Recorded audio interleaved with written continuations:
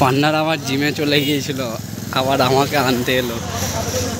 এই পার্টনার আমার, চলো প্রথমে একবার 10। হ্যালো গাইস, 11 দুগুণে 22। এখন যাচ্ছি পার্টনারের বাইকে করে জিমে। দেখো পার্টনার গাড়ি চালাচ্ছে আমার। জিমে পৌঁছে গিয়েছিল, আমার জন্য আবার ব্যাকে এলো অনেকটা। আর একটু দেরি হয়ে গেছে, কাজ থেকে দেরি করে ছুটি হয়েছে আজকে। পার্টনার ঠিক আছে, ওকে। কালকে শরীর খারাপের জন্য বাইসেপটা মারা হয়নি, আজকে মারবো। পুরো একেবারে আগুন জ্বালিয়ে দেবো বাইসেপটা। চলো জিমে দেখা হচ্ছে। বাইসেপের প্রথম সেটটা বারবেল কাল দিয়ে শুরু করলাম। মোটামুটি অ্যাভারেজ যতটা পেরেছি ওয়েট রেখেছি, বেশি ওয়েট লিফট করিনি। বেশি ওয়েট লিফট করতে গেলেই তখন বডিটা দেখবে দুলবে, সামনের দিকে ঝুঁকবে, পিছন দিকে দুলবে। তো ওরম করে মারলে বাইসেপে খুব একটা এফেক্ট হয় না, শুধুমাত্র ওয়েটই জাগানো হবে, আর কিচ্ছু হবে না। একটু মিডিয়াম ওয়েট রেখে যতটা পারবে রাখো, যতটা পর্যন্ত নিয়ে যেতে পারবে মারো।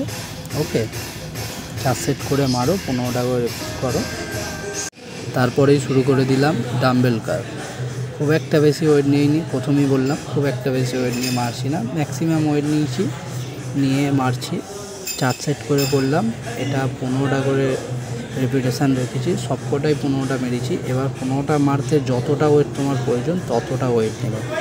বেশি ওয়েট নিয়ে টাচ দিয়ে 15টা মারতে হবে না, নিজে থেকে লিফট করো 15টা করে। অনেক ইউটিউবারদের, বড় বড় ইউটিউবারদের ভিডিও দেখবে যে ডাম্বেল নিয়ে এরম হেলে দুলে হই করে মারছে। পার্টনারের পাওয়ার দেখেছো তো, পার্টনারের পাওয়ার দেখো। 3 নম্বর ওয়ার্কআউটটা করবে কেবিল ক্রাল। ওকে, খুব একটা বেশি ওয়েট নিতে হবে না, ম্যাক্সিমাম আগের মতনই ওয়েট দিয়ে মারবে। ওরম হেলে দুলে ওরম মারার কোনো প্রয়োজন নেই। স্ট্রেট দাঁড়িয়ে মাইন্ড টু মাসল কানেক্ট করবে, করে আস্তে আস্তে ছাড়বে যখন নিচের দিকে ছাড়বে। আর পুরো মাসলটাকে পেন দিয়ে, টেনশান দিয়ে ছাড়বে। ওকে, যখন ছাড়বে পুরো পেন হবে, টেনশান হবে, পুরো মাসল টান টান থাকবে, ওরম অবস্থায় ছাড়বে। পাম্প দেখো, বাইসেপ পুরো আগুন হয়ে গেছে। পার্টনার দাঁড়িয়ে দাঁড়িয়ে দেখছে আর হাসছে। চলো, এখনো অনেক বাকি আছে। কেবিল কাল হয়ে যাওয়ার পরে টিচার কালস করবে। 4টে করে সেট করবে, 12টা থেকে 15টা নেবে, রিপিট রাখবে। আর মোটামুটি একটু হালকা একটু ওয়েট দিয়ে বেশি করে মারার চেষ্টা করো।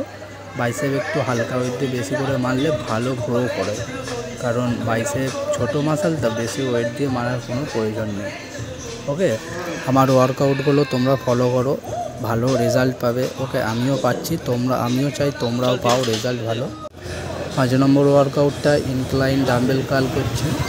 এটা তোমরা একটু ম্যাক্সিমাম ওয়েট রাখবে, রেখে সেম প্রসেস 4টে করে সেট, 12টা থেকে 15টা নিয়ে যাও। আর যদি পারো লাস্টের সেটটা একটু ওয়েট রাখবে, রেখে হালকা টাচ দিয়ে মারবে। এটাতে ওয়েট রাখলে কোনো অসুবিধা হয় না, যে টাচ নিচ্ছ বলে একেবারে প্রথম থেকে টাচ নেবে ওরম কোনো নয়। ওকে, যখন তুমি মারতে পারবে না তখন টাচ নেবে, প্রথম থেকে টাচ নেওয়ার কোনো প্রয়োজন নেই।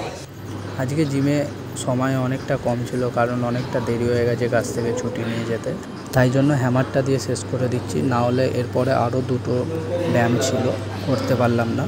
তো নেক্সট ভিডিওতে আমি দেখাবো 2টো ব্যায়াম কী কী ছিল। ওকে, হ্যামারটা আমি একটু বেশি ওয়েট দিয়ে মারতেই পছন্দ করি, তাই একটু বেশি ওয়েট নিয়েছি। ব্যায়াম শেষ, বাইসেপের পাম্পটা দেখো, ও খতরনাক দেখো। যদি ভিডিওটা ভালো লাগে তাহলে একটা লাইক, একটা শেয়ার করো, আর চ্যানেলে নতুন হলে অবশ্যই সাবস্ক্রাইব করবে। ওকে, দেখা হচ্ছে পরের ভিডিওতে। ততক্ষণ ভালো থাকো, সুস্থ থাকো, বাই। Yeah, boy.